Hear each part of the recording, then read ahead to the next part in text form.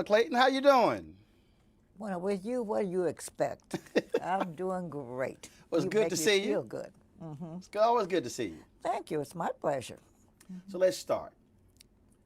What was the moment? Was there a moment when you decided this is when I need to get involved in this movement, this civil rights movement, this black freedom movement? Yeah, I was sheltered as a child. My father talked about people in general, that you'll be running into moments when you'll be restricted with your mobility. But don't ever, ever, ever let anybody restrict your ability. So no, there'll be limitations. I thought he was just talking about people in general. Went to college and Tennessee in State. Nashville, Tennessee State, yes. And things were going okay. But one night, four of us students went out. On the way back to the dorm, we said, let's get some hamburgers. And we stopped at a White Crystal. And I always will say that because I'll never eat another Crystal again. We walked in, we had money in our pockets. All we wanted was a hamburger. The guy was by himself. I don't know his owner, manager, whom, it didn't matter. But he said he had a big butcher knife. And he used the N-word, and I don't mind using it. I hope you don't Go right ahead. object. He said, if you niggers don't get out of here, I'm going to cut your heads off. You know you don't belong in here, so get out. Well, of course we did, but the pain was inside of you. It still is today. Because he said two things that bothered me to this day is you don't belong here. I've felt that piercing word many, many times, belonging. What prevents me from belonging? I realized after, I knew what was going on, put it all, I wasn't completely naive, but the reality hit. I knew that I was black in America, and there's nothing I could do to pretend like I wasn't. So I knew then every opportunity I got to fight racism, I was going to do it. So it was kind of like my defining moment that I knew then that racism was real. Now I heard about it, read about it, but when it hits you, you know it. So that was the beginning, I think. And the fact that you say it still pierces you, you still, interesting, when I interviewed Reverend C.T. Vivian, and he was recounting what he went through, and I could see it literally in his eyes. Or we're talking and smiling, laughing, all of a sudden his eyes begin to narrow. That here he was at 93, and he still felt it. Well, it's sort of like some things you don't, some people say when they had surgery, they remembered when they had the incision. You still feel it. I guess the pain of whether it's memory or whatever it is, maybe it's hard to describe, but it stays with you. But I've interviewed people like ball players who said that one guy was hired right after Jackie Robinson, and he said the owner of the team, the manager, would say, listen, guys, we're going out here to play ball and we're going to win. It's not just you, it's the team. The team. Everything he said was the team. This is team spirit, not you, the team. He'd go out, play ball, win, come back. The team came back. Then he would have to go to a segregated area behind the curtain at lunch because he said you always got to feel like I don't belong. I'm not worthy. Those two phrases, he said, haunted him. You don't belong. You're not worthy. And it looks like, Roland, that as African Americans, we're always trying to prove our worth. And it's happened to me 100 times. I don't have time to tell you all the times. But you hear white people say, you don't belong here. You know better. Well, why don't you belong? And you hear it today. Today. You hear it today. I mean, even when you hear these conversations, when you look at the attacks on NFL players who are protesting and Colin Kaepernick, oh, go back to where you came from. This is where I tell people, Jim Crow had kids and grandkids. Let's not act like all of a sudden the election of a black president, having a black governor in Virginia, Massachusetts, having black CEOs somehow just erased all of that. That's true. We just seem like that ugly head of racism keeps raising itself. And our political times today are not helping. I think we're in a climate now where it's okay to bring your hatred out. It started with Obama when he was president. I think they just resented the fact that he had made it. And now I think white racism is just that it's okay to do it because of the climate of our country. Well, one of the things that I've talked about is that we're operating in this period of what I call white minority resistance. Even though they're not in the minority, but they see where we are going. They see that by 2044, no one group will be the majority of the folks in this country. And there's this fear, and that there's this fear of losing power, fear of losing money, fear of losing control. And when you now see reports where 50+% of whites think that there's rampant discrimination against white Americans, which is beyond laughable. When you begin to, when they say, well, millennials, white millennials won't be the same, but when you look at the polling data, they hold some of the same feelings.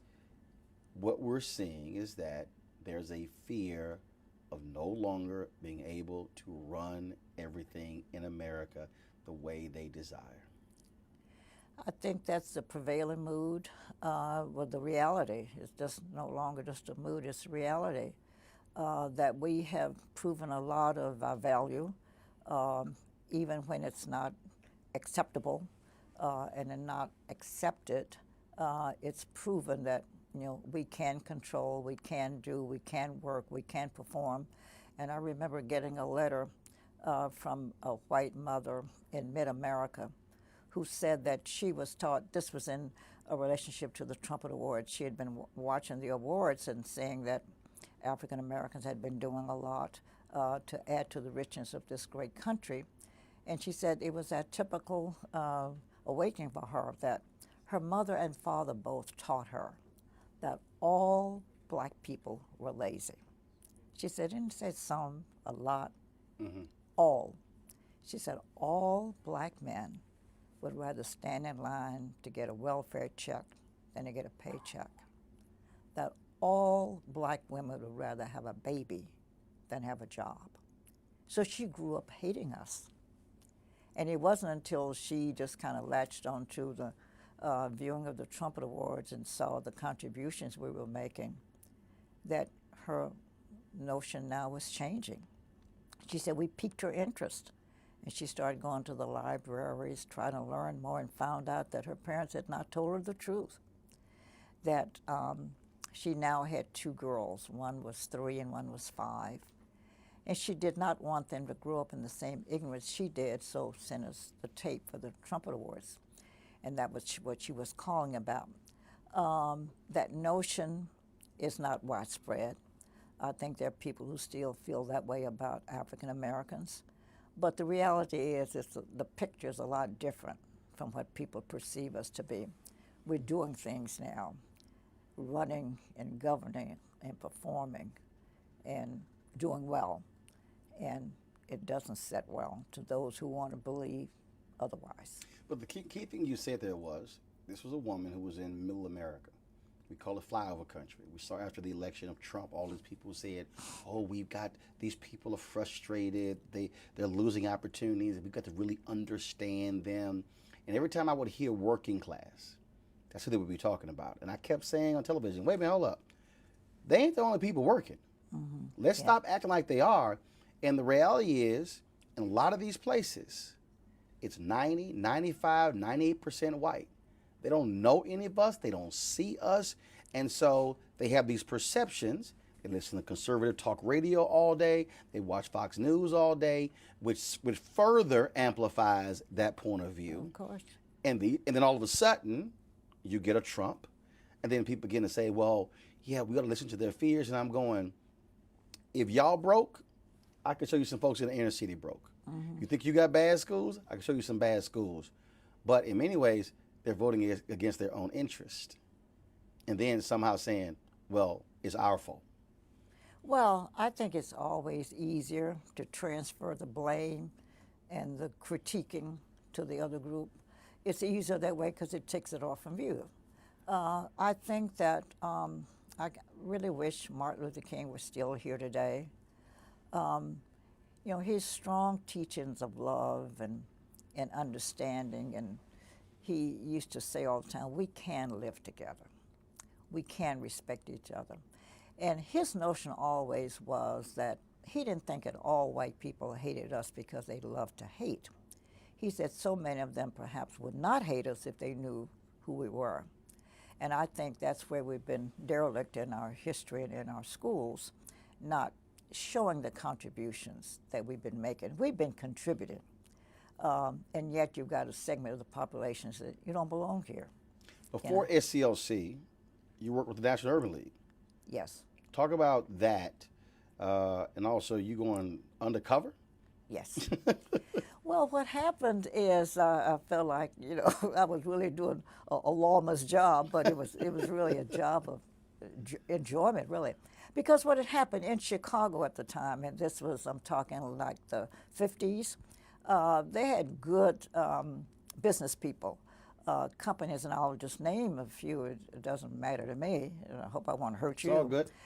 Marshall Field was a big conglomerate. I mean, little girls grew up saying, one of these days I'm going to Marshall Fields and get a pretty dress, you know.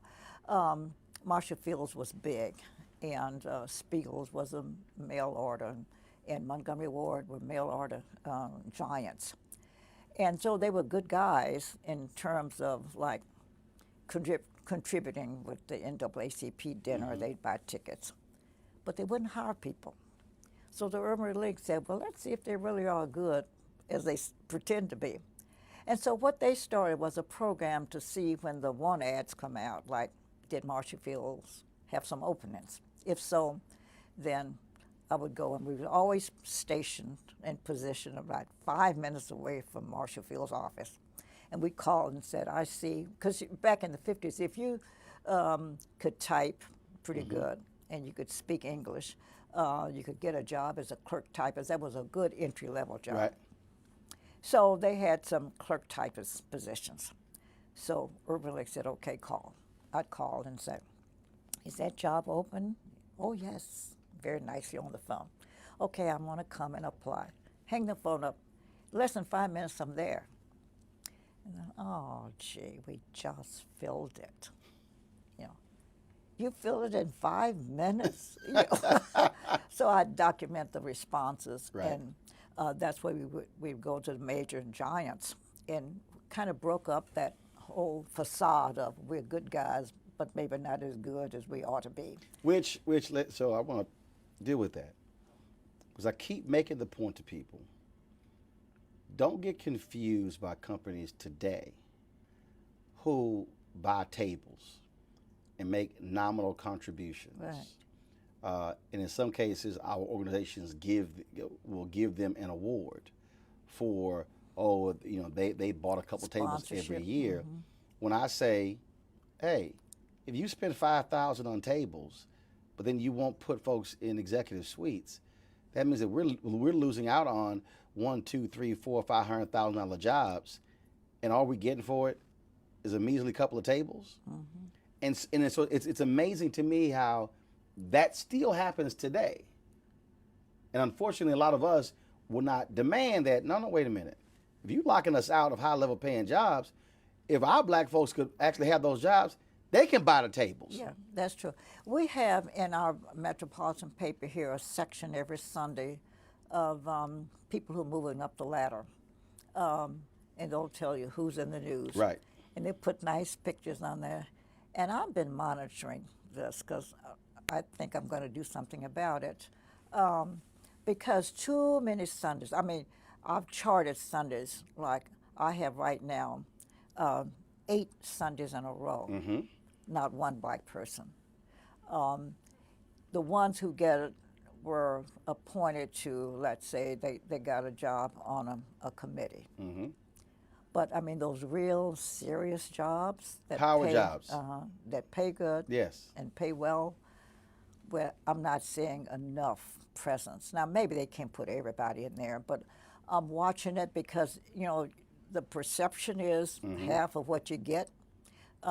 It becomes a reality to some people, and I don't want to accept that as my reality because I'm too active and I'm too important in my own thinking to let something like that just slide by and, you know, pretend like we don't notice it. But I'm noticing it, and that doesn't mean, and I don't want to, just knock everybody down right now with that statement, but it doesn't look good for me to read that Sunday after Sunday that the jobs aren't there, the appointments are getting on committees, but that's not a good job. So what was the point when you decided to join SCLC? Well, I was married at the time to Ed Clayton, who was the editor of Jet Magazine, and he had a great reputation of getting the job done. He was good at writing and everything. Martin at the time, we were living in Chicago, but Martin was here growing also. They'd moved from Montgomery to Atlanta. And he was feeling the growth, and he said, you know, we need publications, we need public relations, we need somebody to help with speeches. And so he just started asking as he traveled, you know, who's a good person? He said, Ed's name came up every place he went. He said, you probably can't get him, but he's pretty pricey, but he's the best. And so finally he said, well, I'm gonna call him.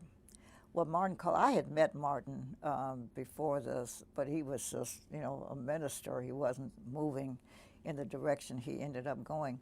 But he called Ed and asked him, would he come down and give a look and see? And he said, but you don't have any money? He said, no, we don't have any money. Oh, you got the wrong guy. He said, And so you probably was saying the same thing, like, yeah, we're not working for yeah, free. right, yeah, right. And so he, and see, fortunately, my husband made a good salary because Mr. Johnson, who owned Ebony and Jet and so forth, you know, believed in paying decent salaries. He didn't want his people to run to New York Times and looking for better pay. So he paid good pay, good wages, and so we were living pretty comfortably. So he asked Paul Ed to come, and he finally talked him into coming. So he came to Atlanta to see what they're doing. And he came back home and said, you know, they're pretty serious down there. So those guys are committed to trying to make change, and he was impressed to the point that he said he'd give him a month. And so he came down here for a month, and then Martin wouldn't let him go. And in the meantime, Coretta wanted to do concerts to raise money for SCLC, but she couldn't get off the ground. And Ed said, I'll help you do that. And my wife is really good. She'll help you also. So he programmed. And you're like, oh, so you just volunteered me. So yeah, I was going to say, now he put me in the mix. And so the story goes now, so I ended up traveling with Coretta, and then Ed was, you know, here. And we stayed on one tour. Our first tour, as a matter of fact, was 11 days and nights. And she said that's enough to convince her that a woman can sleep together, eat together, and get along comfortably for 11 days. It must be okay. So she kind of liked me, and Martin is liking Ed, and they put the pinch to us to move to Atlanta. But I tell people all the time, Martin really wasn't all that truthful, because he said, if you'll just move, I'll get you a new house, a car, a housekeeper, a dog. And he promised me everything. He gave me none of it. So I said, Martin Luther King's a shyster, you know. But it was kind of like the best move we've ever made. Would you, in terms of talking about those concerts, I mean, that is a really, not misunderstood, but just not really well-known aspect in terms of really how the movement was funded.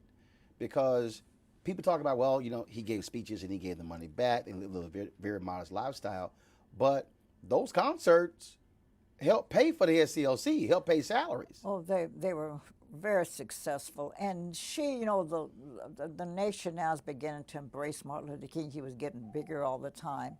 And so when she would come on the scene, I mean, she's the wife of Martin Luther King.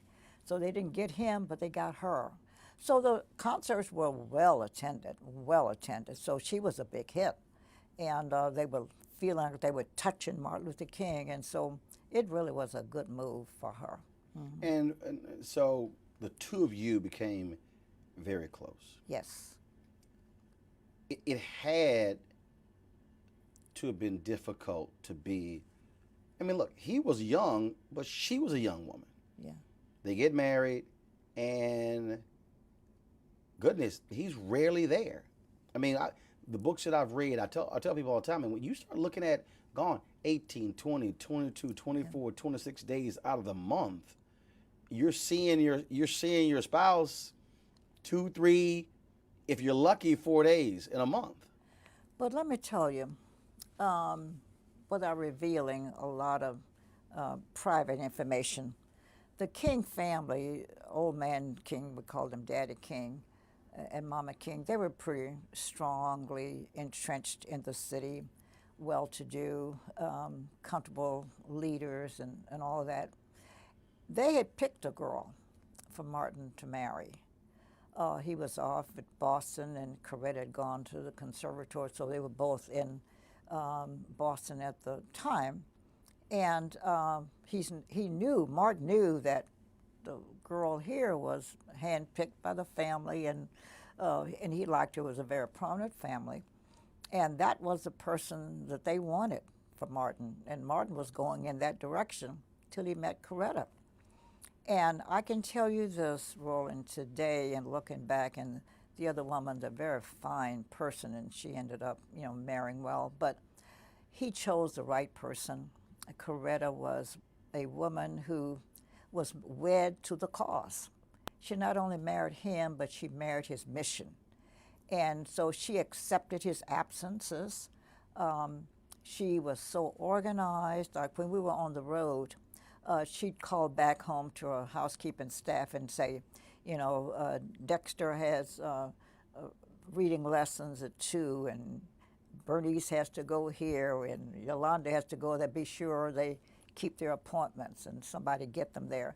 She was running the house from afar. Now, Dr. King didn't like for her to travel that much, and she didn't travel as much as she wanted to, but he said one of us has to stay home with these children. So he was very strongly committed to somebody being there. But she didn't stay away long, and she would plan her absences more when she knew he was going to be home. But it worked out very well, but she was committed to that cause. His cause became hers, and she kept it to her end, his end and her end. You talk about being married to the movement. When I was talking to Merle Evers Williams, she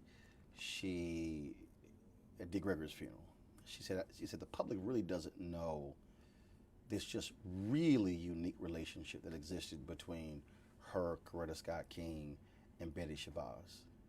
And she was just talking, and she was just saying, if folks have no idea, we would get a call and be like, look, I'm sick of this. I'm leaving him. She said, we've been on the phone going, no, you're not. Mm-hmm. Just go ahead, just blow your steam off. And she was just saying how it was just that the three of them shared something that other people had no idea about.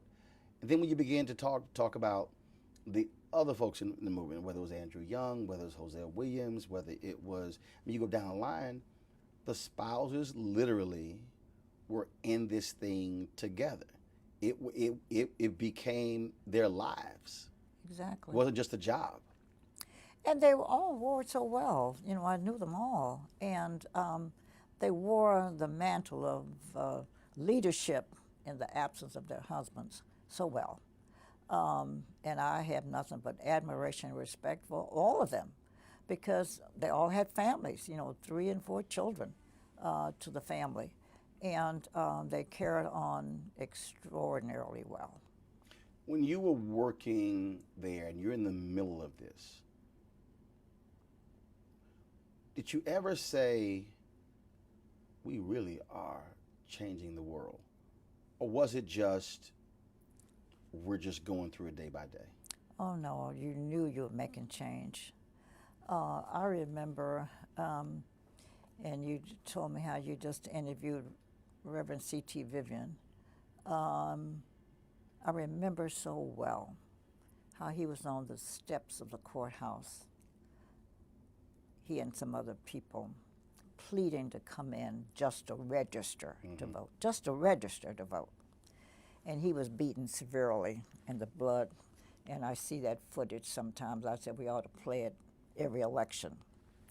The blood running down his face, just trying to register. And then we fast forward, and we get a voting rights bill, the right to vote.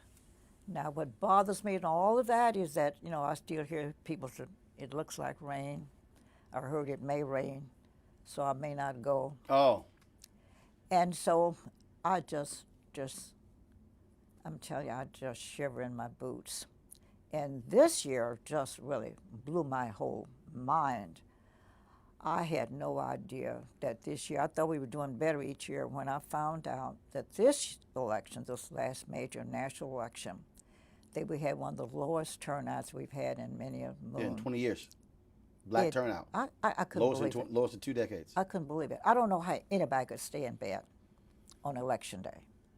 But I said, if they see the footage of Reverend C.T. Vivian and the people who helped get us to this point now where you can go. So it didn't matter whether it rained or not. You didn't have no place to go, so you didn't have to get up.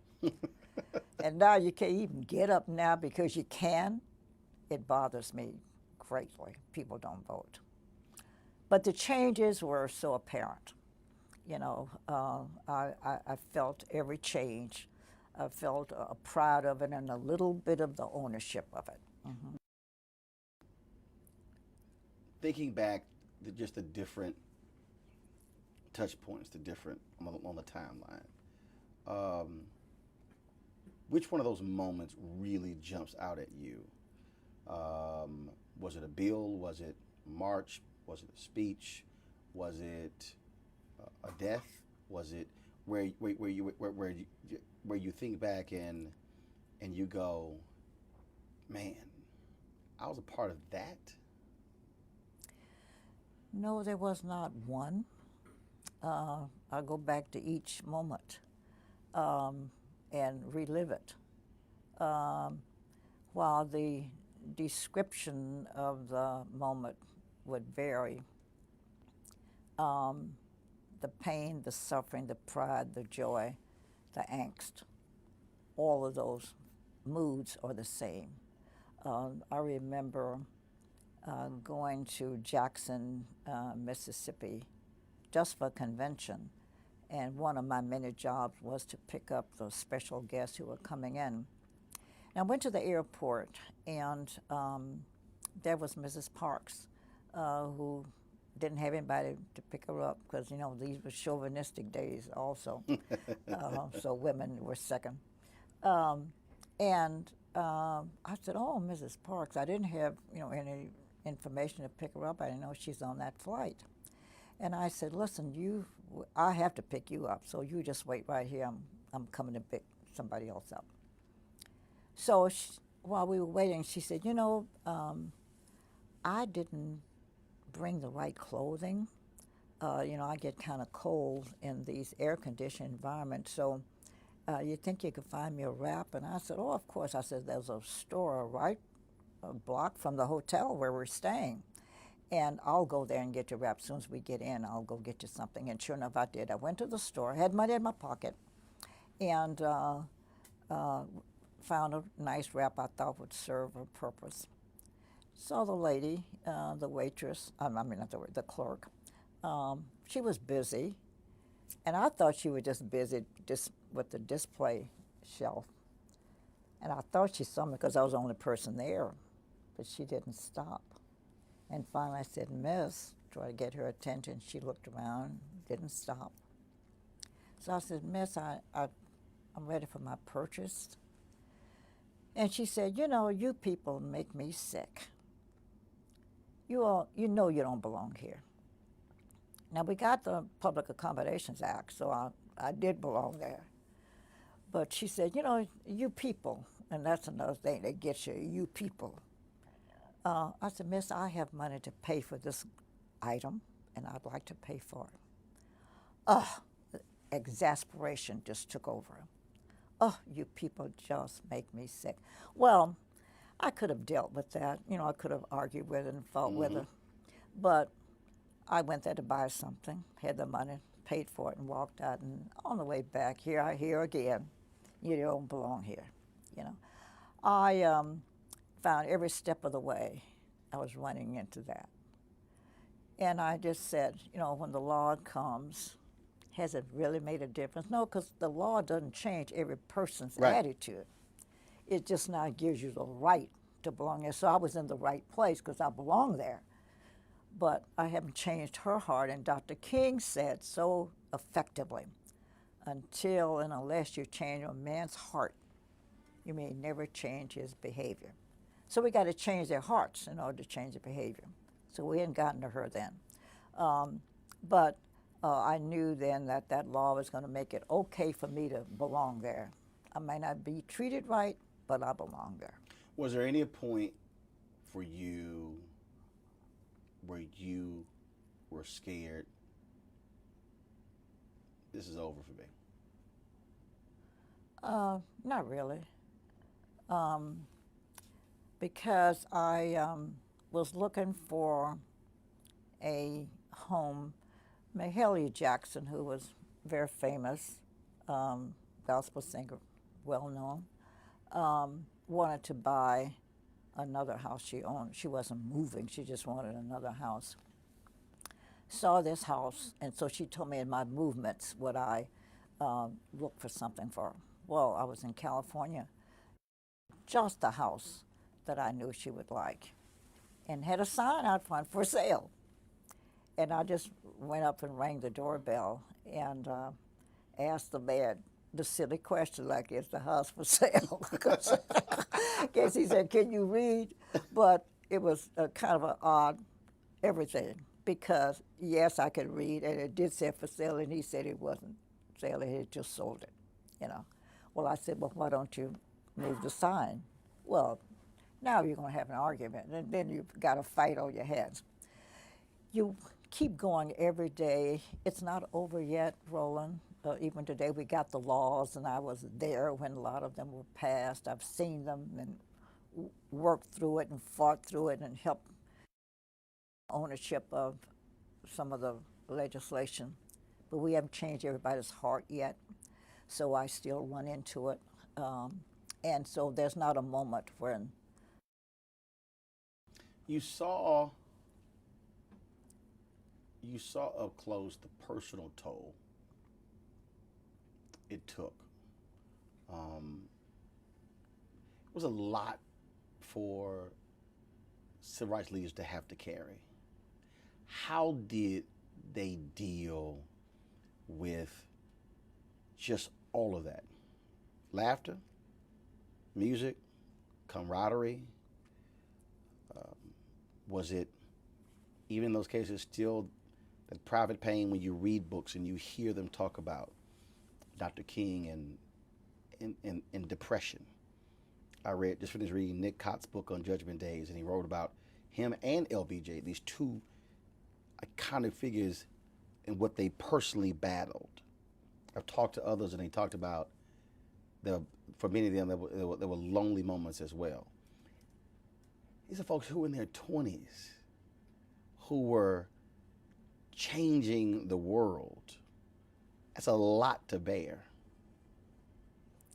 Well, but you know, I was very close to Dr. King. I used to hear he just loved President Johnson. They had a nice love affair up to a certain point. But Martin, and I can call him that, you know, I know this is a public program, but I feel a kinship to him because we had a close relationship. But he was a composite of all that. He had some moments that were lonely. Every week on a Tuesday morning, he took time off. He had a location that was secret, and he would go there and just get in his pajamas and stay all day and commune with nature and commiserate about, you know, what he's planning to do, would like to do.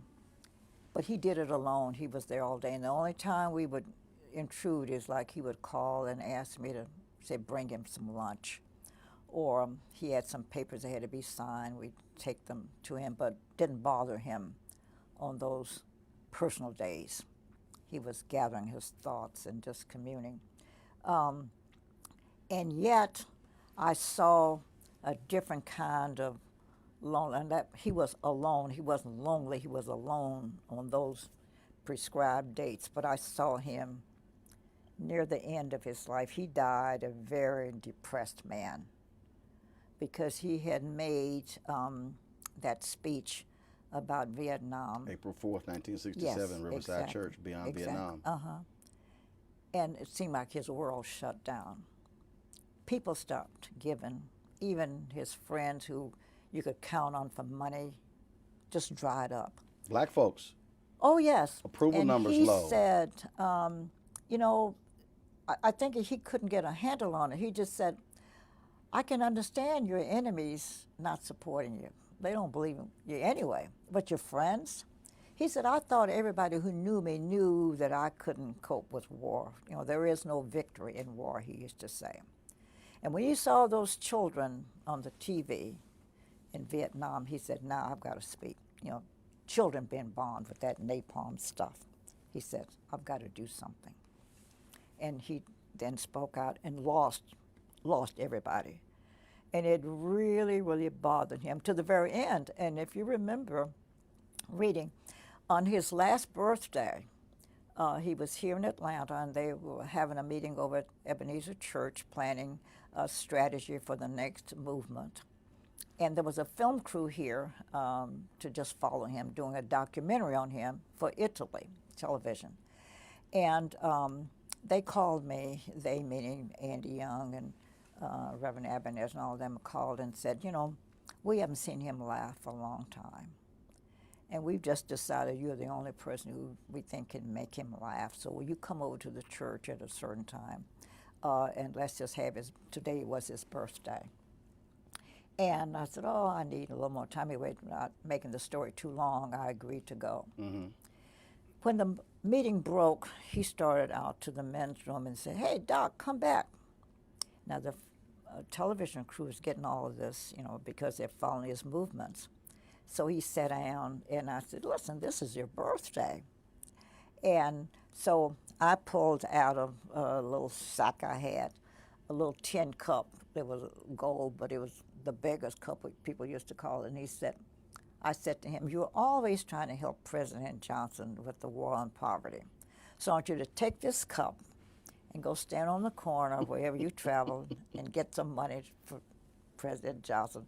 And he just smiled. He laughs. He laughs. And I said, and also, you go to jail so much, I'm going to give you these potato chips. So the next time you go, you'll have something to snack on, and he falls out laughing. Well, Roland, when they got ready to do a movie on him after his death, they couldn't find any footage of him laughing. And so this footage became the most valuable footage. It's now still used. They use it. I was on the prize and use it now for lots of things. But it was the first time he had laughter on his countenance for months. He died of a broken heart because he could not understand how people couldn't support his view on Vietnam, killing people. Now, I tell you that story because the man was mixed with, he was such a humorist. I mean, in private, there's nobody funnier. I even said to him one time, I said, you know, you don't have to worry about the future and a job. When you solve all the problems of the world, you can go on stage by being a comedian. He was the funniest man ever. Everybody agreed to that, those who were privileged to be in private moments with him. He'd tell a joke and get an inflection, just like the one story he's telling. And he was very, very, very funny. Filled with humor, loved to play. He'd come home from a trip, and he and his children, the first thing he wanted to do was play with the kids. And they had an awful game that Mrs. King just couldn't stand. And the game was they'd pull up a chair, the little ladder, climb on top of the refrigerator. And then the game goes, Martin's on the floor, and they're leaping into his arms. Now, that's real faith that your dad's going to catch you. And they had a kiss spot. You know, with 4 children, everybody had a spot. And he would catch the kid and then kiss him, and always he'd kiss the wrong spot. Daddy, no, Daddy, that's the wrong spot. Oh, and then they'd have a fight over the wrong spot. And they would just fill the kitchen with laughter. Mrs. King didn't like her. She figured they were going to kill themselves. But I saw in that picture faith in their father, faith that they could leap down and he would catch them. Having the father in the house, playing the game, getting the kiss spots. That was more pleasure for him than it was for them. It was pleasure for all. So to see him in the years that he lived filled with the laughter and then see him go out of the world with the sadness bothers me. You mentioned that last year. Again, I've watched numerous documentaries, read numerous books. And I tell people, I don't care what anyone tells me, there is no coincidence that he dies on April 4th, 1968. A year to the day That was something. after giving that speech. That- He was troubled for a few years over Vietnam. Diane Nash, James Bevel, and others were pushing him on it. Did he ever talk with you, or when you listen to the debates back and forth, as he struggled with that issue?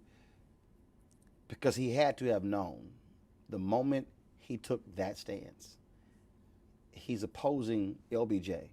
He's opposing, he's laying it all on the line once he says, enough is enough with this war. Well, I had a chance to be around him, kind of know his thinking. And so I'll go out on the limb by saying I think he did, because he reached points in his life where, well, whatever I lose, I lose. I've got to take the stand. He was willing to take the stand that he felt was the right position on an issue, regardless. It didn't matter to him what the consequences were at the time he's going to take the stand. So I knew that he probably knew that there was going to be a price to pay. I don't think he knew the extent the price was. I don't think he knew that everybody was going to turn against him. And he takes this stance, and his wife has no choice but to go along with it. And his decision has a direct impact on her and their children. Oh, yeah. Because he put it all on the line. Well, but he told her, and see, I drove him to the airport to go to Memphis, but he said to me that he felt like the country was at a point now where it was not ready for change. That all the change we've made is about all we're going to get. And so when he comes back from Memphis, he said, when I come back from this trip, Coretta and I are going to take a year off to go to India again. We got to retool. That wasn't his language. But he said, we've got to start again.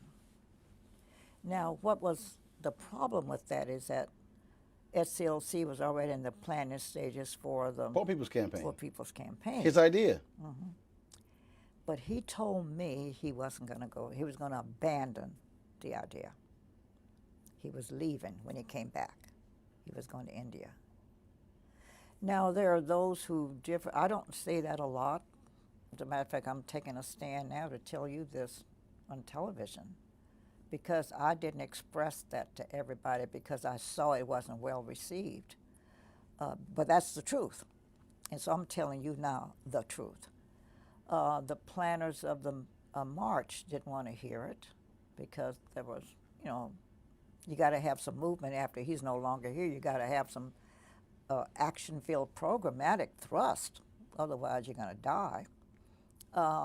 So that was a bold statement, but he told it to me. Now, I have no way of knowing whether he really meant it. I believe he meant it because he didn't joke a lot about his plans. I think he meant it.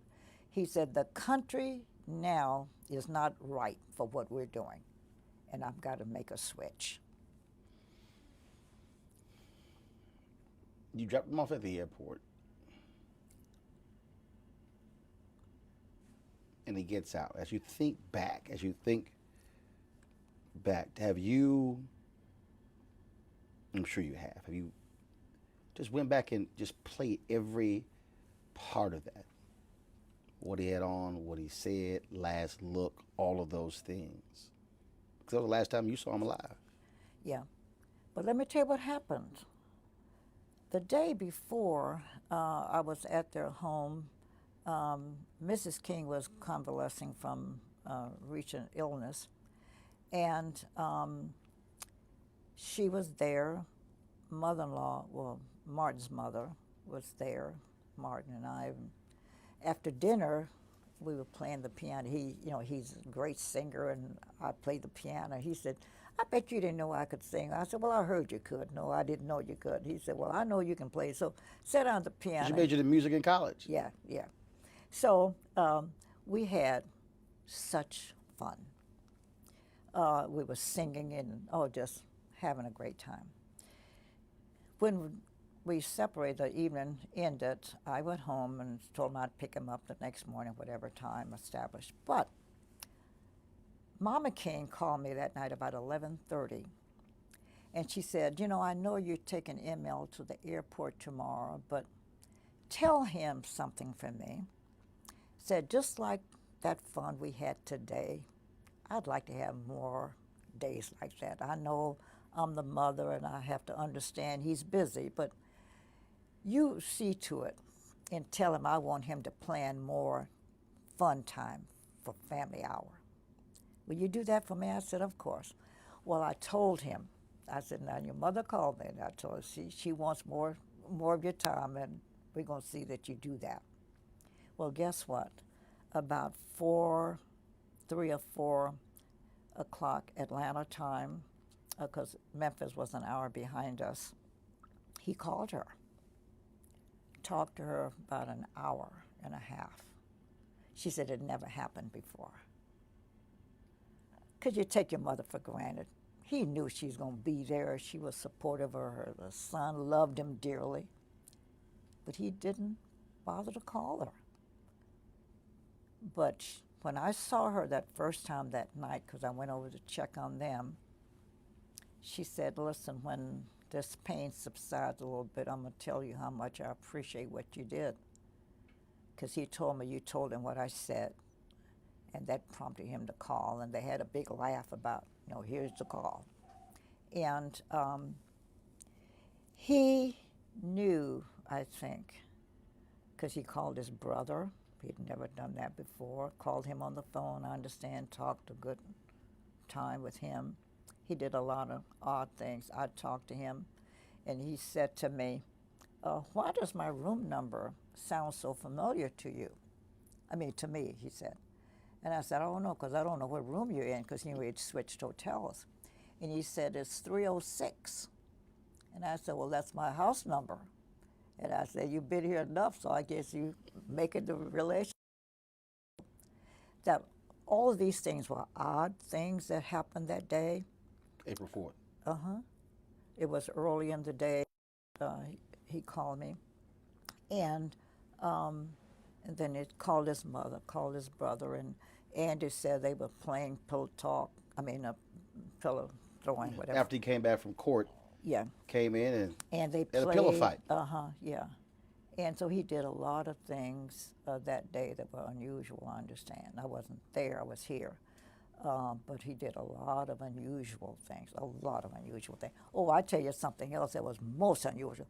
Coretta's favorite gift is red roses. And every birthday, her birthday's in April. April 27th is her birthday. Now he left on, it was March, I guess, when he left Atlanta. Mm-hmm. He bought her some artificial flowers and left them in the library of the house. And he told her to go get the flowers. And no, he told the housekeeper to tell her, when he leaves, go get those flowers out of the library. She was angry. He said, did you get those roses? So she said, yes, but I'm mad about it. He said, why? He said, because they're artificial. And guess what he said to her? I didn't know whether I would be here on your birthday or not, but I wanted your roses to be here. Now, he died. That was April 4th. Well, that was April 3rd when he talked to her. Her birthday's April 27th. Mm. He said, I don't know whether I will be there in person for your birthday, but here are your red roses. She kept those roses a long time. Mm-hmm. 6:01 p.m., April 4th. Shots ring out. How do you find out? I was having dinner with the Grand Dragon of the Ku Klux Klan. And the maitre d' knew my relationship with the Kings, and she came over to the table and gave me a note. Well, we were talking. I was busy talking, and she said, "Did you hear about Dr. King?" I just folded up the note and kept talking. She thought that was odd. She came back a second and she said, "I hate to interrupt your meal." She said, "But I just heard on the radio he'd been shot." Well, that didn't bother me either because I'd been in his presence before when it was reported. We were in Los Angeles once. They reported that he had been shot. And we were in there getting ready for a nice, comfortable evening and a meal. Well, not just he and I, but several of us were. Again, we had a big laugh about it. That they said, I think the guy had 8 sticks of dynamite and said, "I think I got him." We saw it on TV. So I didn't think anything about it. I just talked to him I thought it was earlier a that hoax. day, and so he was all right then.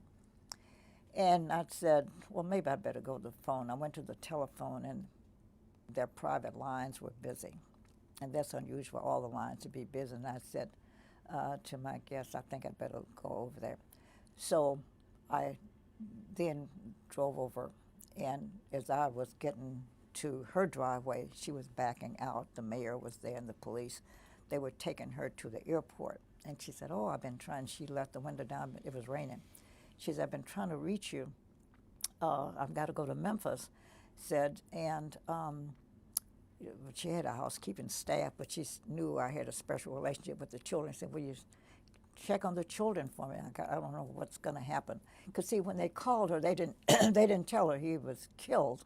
They told her he'd been shot and injured. So when you're driving up, you still think it's not true? Well, I think something must have happened. Right. Once, I knew but as you're something driving happened. over, you're going, okay, we've heard this before. Let me drive over. Yeah, right. But then Yeah. when you turn that corner and then you see Yeah. police and the mayor, that's when it hits you. There's something. Okay, something happened. Something did happen. Mm-hmm. And so you pull up. She rolls the window down, but she doesn't know that he's gone. That's right.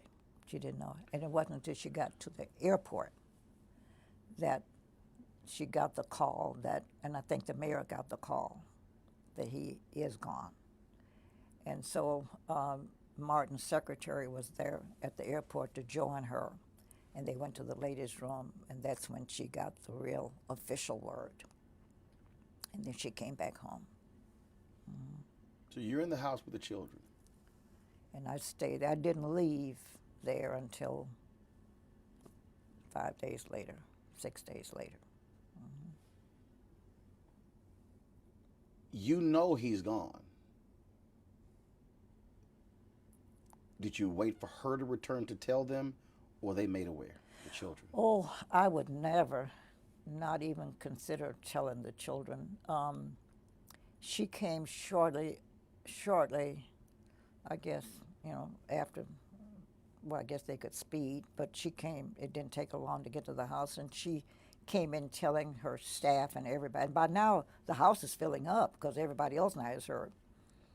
But she said to her staff, "Do not tell my children. I'll do that myself."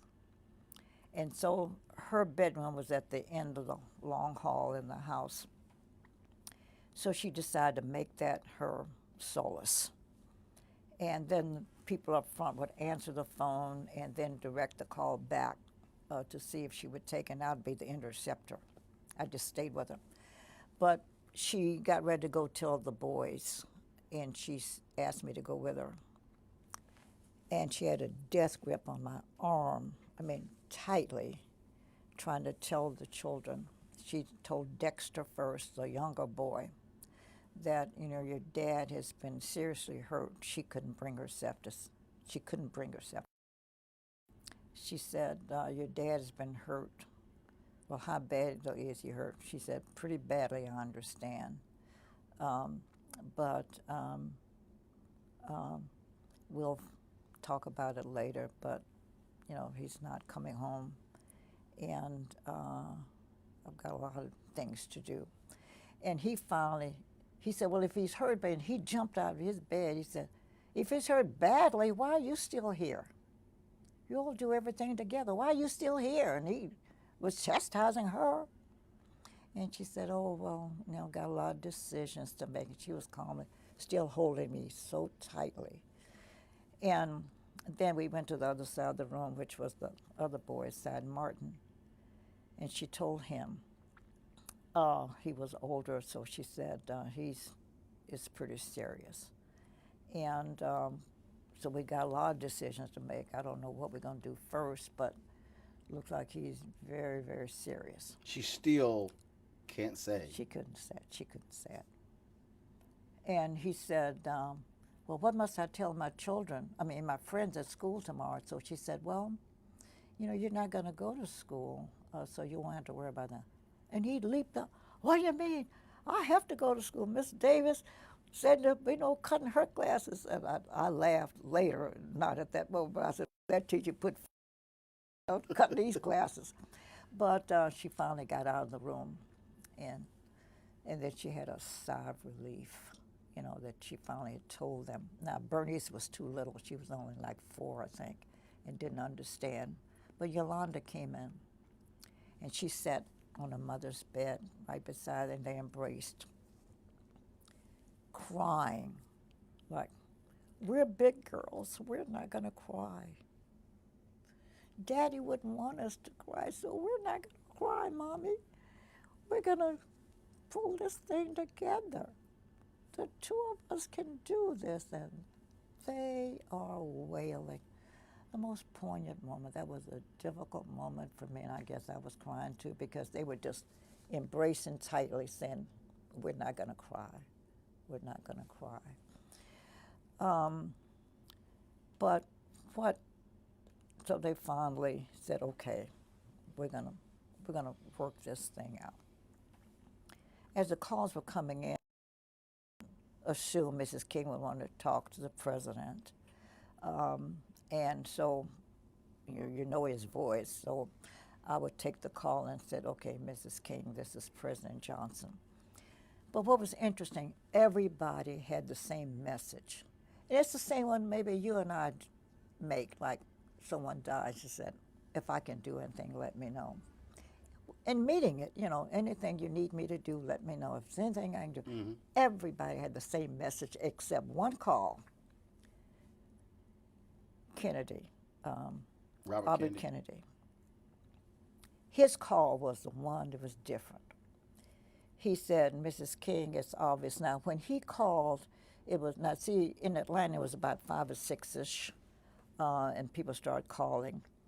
And so up until now, it's almost 10. Mr. Kennedy said, it's obvious, Mrs. King, that you need more telephone lines because I've been trying to get you ever since the news broke.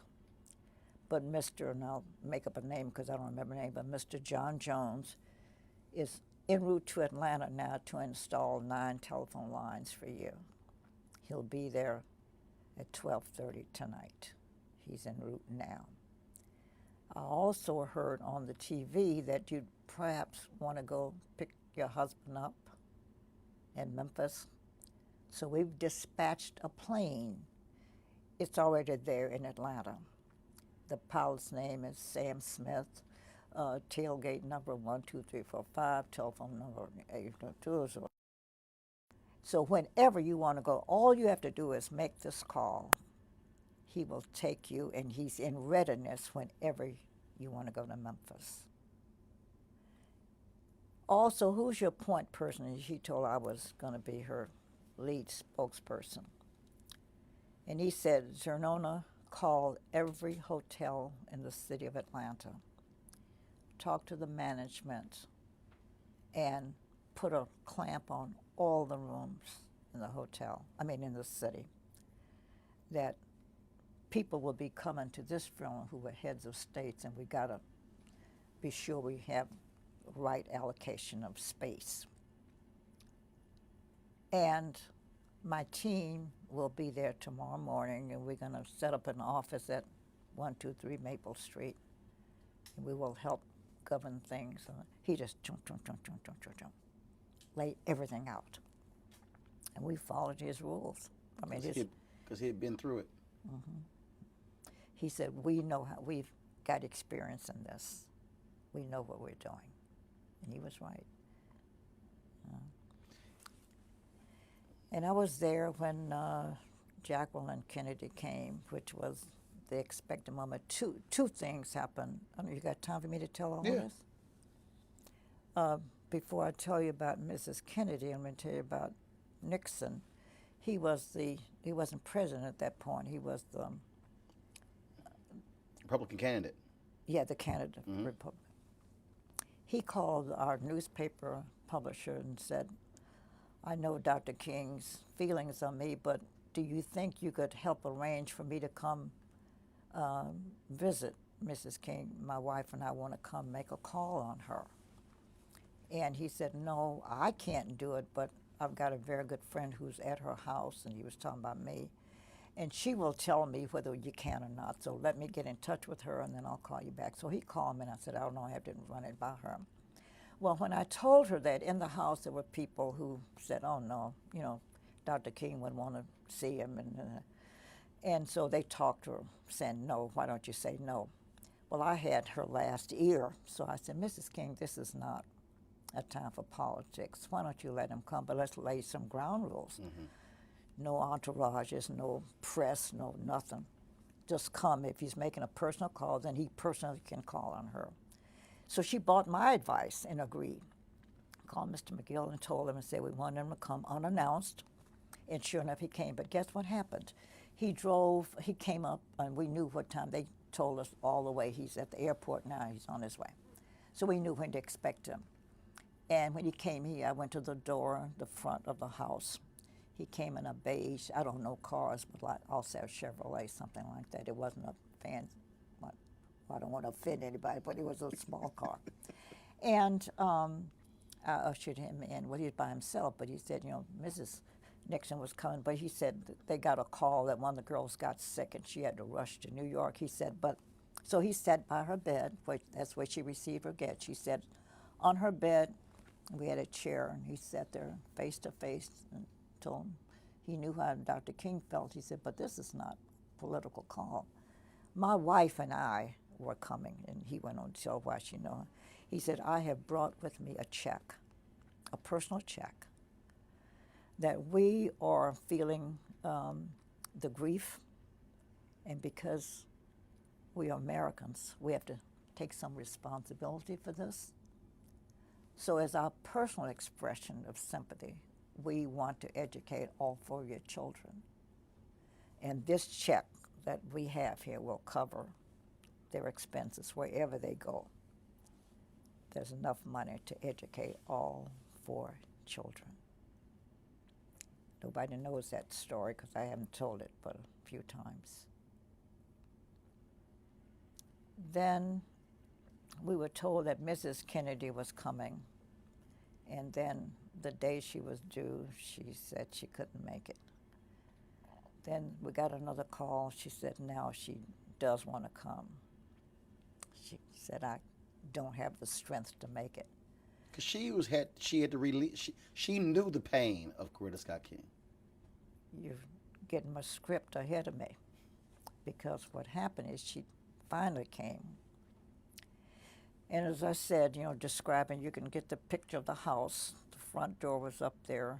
Coretta's bedroom was at the end of the hall.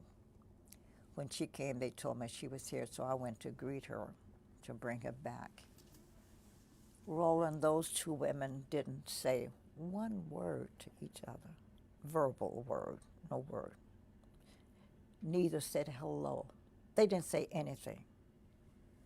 They embraced.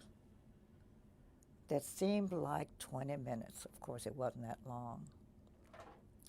But they embraced without a spoken word for an endless period of time. But you don't have to be smart to read their lips and their heart.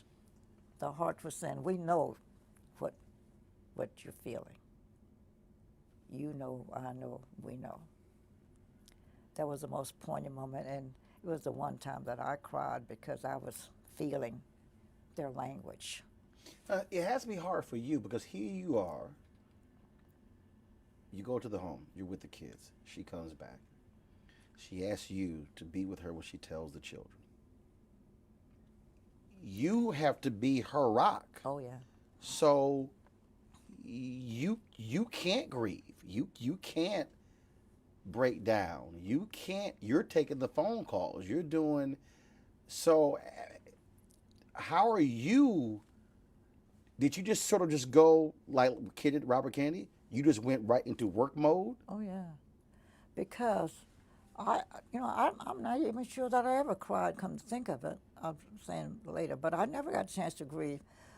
Because one of the things when she was trying to decide whether she's going to go to Memphis, and then right away I said, "Oh, gee, she needs clothes," because I wanted her to look nice. She's going to be photographed wherever she goes. So the next morning, now we were up, well, the night went into morning. So by morning time, I told her I was going to go down and get some clothes, and I did. I went to a nice little shop downtown Atlanta that had nice clothing. And I told the man that I've come to pick some things for Mrs. King. I have no money. I wouldn't dare take time to ask her for a credit card, and I don't have any money, so will you trust me to pick what I think she wants, take it home, and if she likes them, we'll keep them, and I'll come back and pay. If not, I'll bring the clothing back. And he agreed to those terms. Well, I picked out a lot of stuff. Came home. As I was getting into the house, I had a man there who helped me because I had all these clothing. In the lobby, in the foyer of their home, were Belafonte and Stan Levinson. And Stan Levinson was the Jewish friend who'd been with him a long time. Very close advisor, Dr. King. Exactly. And said, "What are you doing?" I said, "Oh, I wanted to look nice, so I bought a lot of clothes." And I told them the story. I didn't have no money. And they said, "Well, we wanted to look nice too, and we know you know what she would look good in." They both gave me a credit card. Said, "Here, we don't care what you buy. Buy what you think you want for her. Here are the cards to pay for them." So when I came home, when I saw her later on, after the people subsided, she looked at my stuff and liked everything I brought. And I said, "Oh, I can go back empty-handed." So I said, and I told her the story. I had money, because she said she'd give me her credit card. I said, "Oh no, I got 2 credit cards." I went back, and guess what? The owner of the store said, "You got a balance here?" I thought he'd lost his mind. I'm the same one who just left you with all your clothes. And he said to me, "I've come to pay for them." He said, "Listen, I'm a white man in America, and I have to take some of the responsibility of having the climate that created this. So the least I can do is cover the cost of the clothing. You have a zero balance." And I had also designed her headdress, and I had gone down to our department store, which was Macy's at the time, and we had a laugh because they asked me what time was I coming, and I said, "Well, I don't know. I was so busy. I don't have a schedule. I don't know." He said, "Well, it doesn't matter. We'll stay here till you get here. The store closes at 5. So if you're not here," I said, "can you find the back door?" And I laughed. I said, "I'm black. I know where all back doors are." So he said, "You leave the back door open. I can come through the back door." Sure, if that's what, because the store was closed, I went through the back door and told the lady, "This is what I think I want." I had never designed anything either, so I said, "This is what I think I want." And so the lady agreed to, do it up. And I said, "And don't stitch it, just kind of baste it, so, she's got to approve it, and she may not like it." And it was the time, except for when the daughter came in and I saw her cry. She never shed a tear. That woman was just strong, making decisions and moving, never cried out after that. But when she tried on the headdress, then she looked in the mirror. And I'm sure she's saying, "This is what I'm wearing to my husband's funeral." And she broke down that time. But those were the only times she cried the whole time, in that whole long week. It was a week long. That was the week that was. I'll just call it that. They say rose in a fisted glove. When you went to the airport, you accompanied her to the airport to pick when his body was returned from. No, no. I didn't see the body until, let me tell you that story, because the day he was ready for viewing, because I've been doing a myriad of things, while they had announced that there was going to be a public viewing at 11 o'clock. At that moment, we were at the church. Coretta had to make some final revisions to the program. And so she went over to the church, and the security guard called her over there to say, Miss King, what must we do? Said there are thousands of people lined up here to see the body. And so what must we do? And she said, oh, and it had begun a misting rain, and the worst kind of rain is a mist, it's just falling on you. She was such a kind, considerate, compassionate woman. She said, oh, well, let him go on in. And I said, no, Coretta, you should see him first. And I said, the public will wait, but you need to see him first. And what good advice that was, because once we finished the church, we went over to view. And Harry Belafonte and his wife and I were the only non-family members. Everybody else, it's a large family. And I saw them when they came in. I stepped aside, and Coretta came down, and she had a faint response, like she was going to collapse. When I walked up to the bier, he looked awful.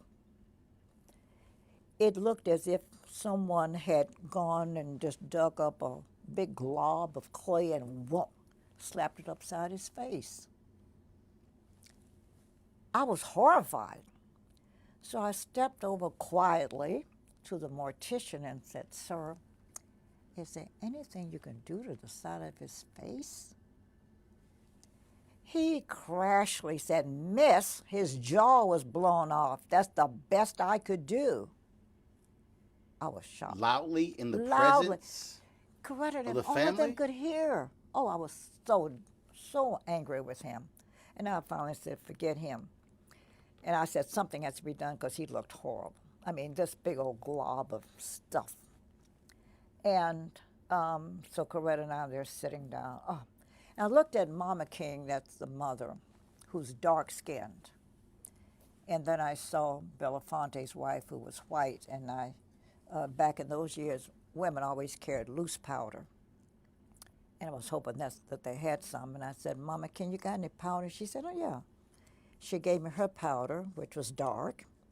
Julie, do you have some? And she said, yes. Hers was white. So I took the two and stood over the casket, looking at Martin's face and making myself a little roux of a mixture. Belafonte came over, took his handkerchief, and put it around Martin's neck. And so I'm dabbing to see what I've got here, trying to match the other side of his face to get a balance to it. And I finally got it. And Coretta smiled. And so I'm brushing the excess off of Martin's face. And Belafonte and I never knew what happened to the handkerchief. It was his handkerchief he had taken out of his pocket.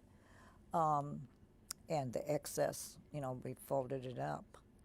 But he was to stay there till midnight, and then we were moving him to the church for another viewing at 3 a.m.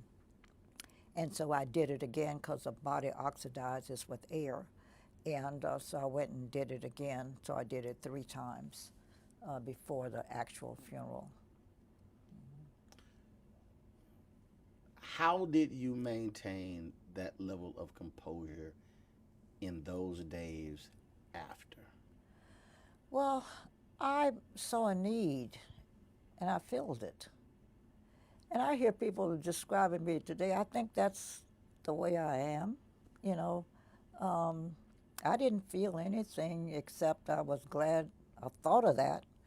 I didn't have any experience, so I don't know why I did it. I can't give you all those answers like what made me do it. I don't know. That's the only thing I could think of. I knew I needed to do something. I couldn't have this. Martin is somebody we loved and we wanted him to look good. And incidentally, morticians from around the country, the National Association called me. The president of the National, Bob Miller from Chicago, very famous, said to me, we are ready to come to Atlanta. All of us, if need be. We want him to look good. We want to come and process him. Can you get permission for us to come in? And of course, I couldn't get permission because Daddy King was very loyal. This mortician had been a member of the church, and he didn't want him to deny him that opportunity. And I was sorry because the people who had real experience would have done a better job even than what I did. Mine was a makeshift stuff. They would have done him better from the beginning, you know. And I remember that. But I didn't give it any thought. I didn't know what I was doing. There was no prerequisite for this. There was no book that tells you to do that, no recipe. I just did it, and it worked. Were you with her when Lerone Bennett came in and said, Mrs. King, they're not going to let Ebony and Jet into the pool photography area to shoot the funeral? And according to him, she said, send word. If Ebony is not allowed, no one will be allowed. That's right. Yes, I was. When you describe that, just because now we know without that, Monetta Sleet does not shoot that photo. That's right. And does not become the first African American to ever win a Pulitzer Prize. That's right. Well, but you know what? It was not unusual. I've been with Coretta in so many circumstances. That was just Coretta. That didn't even seem like it was a difficult decision. You know, we who are black believed in Johnson Publishing, Ebony and Jet, all that it represented. So I had something similar, you know, with the trumpet wars. They're going to monitor the press. The black press couldn't come in. Oh, just no way could that happen. You just knew that would not happen. So it was easy for her to say, no way. Oh, yeah, they're coming in here. And so, but to know her, that was not atypical either. You know, she would just make sure, and her senses were always sharp, always sharp. That funeral did not dull her senses. She knew everything that was going on. She described for you everybody that was there. She could tell you everybody that came to that house. She could tell you everything. You know, she was an unusual woman. Being on the LCLC staff, he's assassinated, he's buried. Here was the guy who, and obviously not by himself, kept it together. You had Andy Young, executive director. You had Ralph Abernathy. But what did you observe? What was it like as you're all trying to move forward? And he's gone, and they're still trying to do Poor People's Campaign, and there are riots across the country, and Black America is in this just collective pain. Well, I have to be honest with you, I cannot tell you what I thought and what I said. It would be crassless of me to do that, so I won't say. But those of us who were supporters and involved members of the community and those who cared about our future knew we were going to have some difficult days now without him. Because one of the things I even tell young people today, that Martin Luther King didn't do anything without a plan. Nothing. He had 5 men who he considered his battery of advisors. And he'd call them in to say, Who are those 5? Oh, I don't want to. Okay. I've read enough to know 4 of them. But here's the thing, it's written someplace, so yeah. I guess I could, but I don't want to. He would call them in And these were people who didn't tell him what he liked to hear. What do you think? They'll say, this is what I think. And if you disagree with him, that just so be it. But that's why he picked them, because they would tell him what they thought he ought to do. And that's what he appreciated about them. But he would tell them at the end of every meeting, gentlemen, appreciate your time. But I'm going to mull over everything you've said, call all the thoughts. Then I will make a decision. May not be what you recommended, but I will make a decision. And I will stand by my decision, good, bad, or indifferent. That's what Martin was.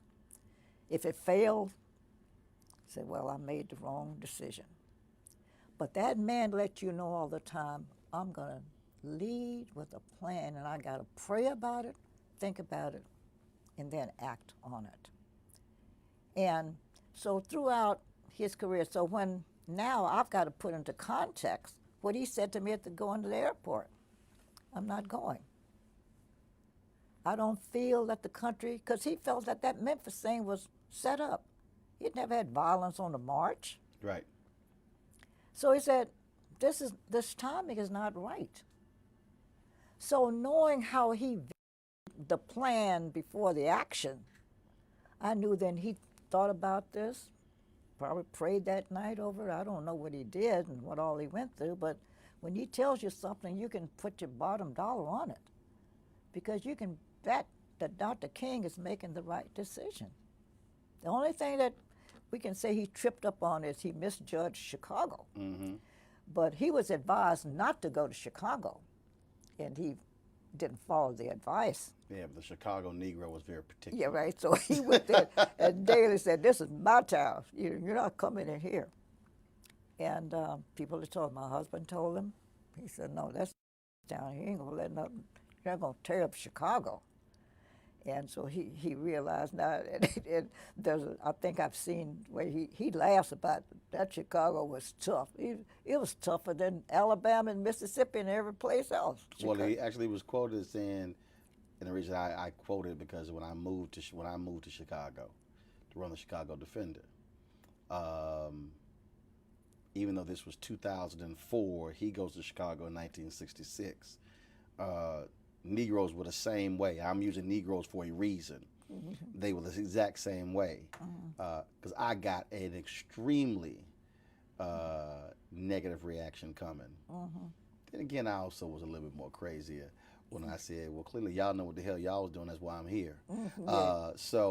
And because that was a quote where he said, if we could change the Chicago Negro, he said, we could change every Negro in America if we could change the Chicago Negro. And he would laugh. Some of his best laughter was over them Negroes in Chicago. So, so he didn't do. That was the only time when he really kind of messed up his movement there. But everything else, Martin Luther King thought and prayed and thought and prayed, and then he acted. A couple more things for you. Becoming the first African American in the South with a primetime show. How did that happen? I didn't ask for it. I was thrust upon it. Martin used to talk about all the time how he really appreciated the press. He said, when we talk about children trying to swim in the public pool and they throw lye in there to prevent it, or some dogs nipping at your rear ends, that means that them people are serious. And he said, the press dramatizes. This is not stories you make up. When the press moves in on it, they dramatize it and make it a fact that you got to believe. And so he used to say, I believe in the press and the press, and he used to tell all the time, and they asked him to appear before the press because they tell him how wonderful they were. So he said, they really help us a lot. I said, Martin, I don't happen to agree that the press is all that great. And my good friend was Ralph McGill, who was the publisher of the Atlanta Constitution. And Mr. McGill played funny games like this. He would accept an engagement, and then he'd back out and said, oh, I'm sorry, at the last minute I can't come, but I'll send my representative, and I'd be the representative. He said he liked the way I handle race relations, that he said I would teach a lesson without preaching a sermon, which I thought was a great compliment to me. You teach a lesson without preaching a sermon. So now this particular engagement Mr. McGill had was before religious press people. And so he sent me, I was the substitute. And I said, well, you know, Dr. King really praises members of the press. I mean, he loves the media. I don't happen to agree with him on this issue. And I said, and the reason I don't is, I said, I can't find any sensibility in this picture. Television station gets a word that they're denying some black kids or whatever the problem is over here. Got a shutout going on. They can't move here, they can't swim there. So now the white assignment editor gives the story to a white reporter who carries his white cameraman with him, and they go to the scene of the shutout. They get the footage and bring it back to a lily white processor, who gives it to a lily white writer, who gives it to a lily white editor, who gives it now to a lily white anchor. And they come on and said, oh, isn't this awful? And I said, I don't see the difference. It's shut out over here, it's shut out over there. And that was my speech. Well, Mr. McGill called me and said, what in the world did you say today? He said, the television stations called me and said, you embarrassed them today. And one station called me, and it was the CBS affiliate, and said, boy, you turned it on us today. But we'd like to take you to lunch, and I'll call Mr. McGill. Listen, if I'm not back by 1:30, put out APB on it, because they're taking me somewhere, I don't know where. But guess what? They said they had not thought of that, the way I dramatized that picture. They felt guilty. And they said, now we want to do something about it, and we need your help. And so I got in to help them, like, find somebody. But they decided that I was the one they wanted because I had already credibility and so forth, and they just said, we want you to help change the look of our station. So they threw me on TV. I didn't ask for it, but it gave them a lot of bragging rights, and then the white community embraced me immediately, and that made me an instant success. And so with success, you just move. And I was just reading an article, ran into an article where they were going to take me national after, 8 months because they said I was just a natural. I didn't use cue cards and stuff. You know, me, all you have to do is ask me, how are you? And I just talk. It was a talk show, so I just talk. Mm-hmm. Okay, I'm going to ask you about the Trumpet Awards, which is my last question. But I got to go back. How are you having dinner with the head of the KKK? I'm listed in the books now as the one who caused him to get out. He changed his own stripes, denounced the organization, and withdrew. And he was the Grand Dragon, which is the highest order, highest officer. But So what, did he call you? Well, let me tell you, we met because we meaning Atlanta, had one of those model cities programs, years ago, where you take 5 diverse communities and see if you can get them all to figure out how to live together or how they live separately, or what the living patterns ought to be. And so one of these communities was a white, kind of half-poor community, but all white. And Mr. Craig lived in that community. And so then they formed an integrated, meaning all these 5 communities had representatives on a kind of a board. And then he, the mayor, wanted me to run the board. And he said, but I got to tell you something, there's a Ku Kluxer who's a member of that board. And I said, well, I don't know what they look like anyway, so won't. They don't have white sheets on. I don't know what a Klansman looks like. Well, I was already on television, so people knew me. And so they'd come up and shake hands. Well, Miss Clayton, glad to meet you, glad to have you part of this operation. And I said, and this one man came and gave me some fingertips instead of a handshake. Oh, that is he, I'm sure. But every day he came to my office, and we talk about crazy stuff. Well, without acting crazy with him, I just said, "Oh, Mr. Uh, Greg. Craig, how do you get such warped thinking?" Then I found out he was a deacon in his church, and I found out he was chairman of the deacon board. And I said, The "How?" Grand Dragon of the Yeah, KKK. yeah. And a Baptist church, I said, "Well, listen, I'm a Baptist. What book do you all read? Mine doesn't say feed the hungry and clothe the naked only if they look like you. It doesn't say that in my book. What does your book say?" Well, I kept on every day. We would talk. I didn't know he was going home telling his family, that Miss Clayton's a nice person. But people tell me he said he did, but I don't have time to tell you. But I'll just knock it down on Mr. Gray. But I said, let me ask you this. Now, in my church, the pastor is the head man, but that deacon is second to the pastor, and you chairman of the board. How can you stand before that congregation with bigotry in your heart, knowing you're filled with it, and now you got to stand before them representing God? How could you do it? And I said, you got children. Every Friday, he would tell me what he's doing on the weekend. Get up the kids, put the robes on, they go out to do harm to people. How could you do that as a Christian? Well, that's the way I would talk to him all the time. I was the most surprised person in the world when one Saturday I went out shopping, came home. On my street, I had all these cars, police, the television stations had cars in front. What in the world? Since I live in the hood, I thought I'd been burglarized. And what happened is Mr. Craig had a press conference. He announced he was getting out, denouncing the organization, and he was getting out. And credited a black woman with changing his negative attitudes, and I was that black woman. And then that was the story. Just went all over them. And we got tons and tons of mail. We were invited to London, to everywhere, to appear on television to talk about this experience, But he says that I helped to change all of his thinking.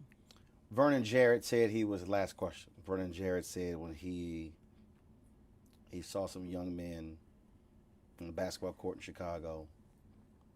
There was no basketball goal, lights were off, but they literally were running plays as if they were playing basketball. He said if black kids can have that kind of imagination, he said we got to be able to take advantage of that. That led him to create NAACP AXO competition. What led you to say we got to have the Trumpet Awards? I was tired of seeing us on television acting like buffoons all the time. Never people would stand up and speak English. And I kept hearing in my ear and in my head ringing that Dr. King said he didn't think that all white people hated us, that if they knew us, things would be different. And I said, you know what? They really don't know us. They don't know Charles Drew, a man who died because he couldn't get some of the blood he was saving for other folk. And so I said, here I am working at that time with the CNN operation. I had television at my disposal and a man who was sympathetic to the issues of the day. And I said, I think I can do something to help change these negative attitudes. So I went to Ted, after I drew up my plan, went to him and asked him, could I do it? And he liked the idea, and it became a reality. And I did reap some of the predictions that Martin had talked about, that we got letters from white America who said now, we've changed their attitudes, and now they see what we were talking about, and yes, we have contributed. So that's what got me to do it. 20, 30, 40 years from now, it's going to be a child in Atlanta, a child in Chicago, LA, somewhere. They'll be doing a paper, they'll be doing some research, they might come across a YouTube video, they might come across a quote from Xernona Clayton. What do you want that child, not even born yet, to know about you? Well, first, wherever I am, I hope I'm upstairs there somewhere. Ordering folks around. Yeah. Well, I have to be in charge. First, I'd hope that they would my name would be somewhere, because I'm not sure it will. People, when you die, what they say, you die and they forget you. But I'd like to think, and I would hope they would say, that I acted like a Christian and I was a good patriot. I believe that we're going to have a great America, because I believe that people basically are good. And my hopes are strong that we are going to have this great America. And I hope that I help change some negative attitudes somewhere along the way. I got one I can claim. Calvin Craig puts me in a good shape. And I do feed the hungry and clothe the naked, because that's part of the Christian duty. So I hope that somebody will see in those actions that maybe I was a pretty good person to have lived around. If they could have lived with me, that I'm a good person and I was worth knowing. Well, of course you're worth knowing. And it's great to know you. And I belong here. There you go. Mm-hmm. It's always good to see you. My pleasure. I appreciate it. Love you. Love you as well. Mm-hmm. You want to check out Roland Martin Unfiltered? YouTube.com/Roland S. Martin. And subscribe to our YouTube channel. There's only one daily digital show out here that keeps it black and keep it real. It's Roland Martin Unfiltered. See that name right there? Roland Martin Unfiltered. Like, share, and subscribe to our YouTube channel. That's YouTube.com/Roland S. Martin. And don't forget to turn on your notifications so when we go live, you'll know it.